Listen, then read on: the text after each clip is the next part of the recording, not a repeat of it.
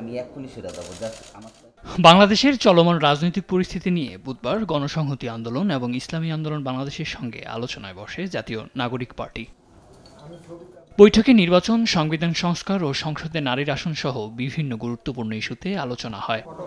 রাজধানীর বাংলা মোটরে এনসিপির কার্যালয়ে আলোচনা শেষে গণসংহতি আন্দোলনের প্রধান সমন্বয়কারী জোনায়েদ সাকি বলেন, নির্বাচনের আগে মৌলিক সংস্কার ও জুলাই হত্যাকাণ্ডে দায়ীদের বিচার দৃশ্যমান হতে হবে। যারা এই হত্যাকাণ্ডের সাথে যুক্ত গত 15 বছরের গুম, খুন, হামলা, মামলা, লুটপাট এবং সর্বশেষ জুলাই আগস্টের নির্বিচার যে হত্যাকাণ্ড, এর জন্য যারা দায়ী প্রত্যেককে বিচারের আওতায় আনতে হবে।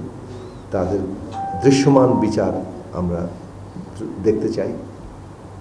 রাজধানীর পুরানা পল্টনে ইসলামী আন্দোলনের কেন্দ্রীয় কার্যালয়ে আলোচনা শেষে দলটির আমির মুফতি সৈয়দ মোহাম্মদ রেজাউল করিম বলেন, সর্বপ্রথম সংস্কার ও বিচার নিশ্চিত হওয়া ছাড়া নির্বাচনের সুযোগ নেই। যে হাজার হাজার মায়ের কোল খালি করেছে, সন্তান হারা করেছে, আমাদের দেশের টাকা পাচার করেছে, এদের বিচার দলগত সহ আগে হবে, তারপর আমরা নির্বাচনের চিন্তা আমাদের মাথায়, তারপর নির্বাচন আমরা চাই, সংস্কার প্রয়োজনীয় হবে, তারপর জাতীয় নির্বাচন।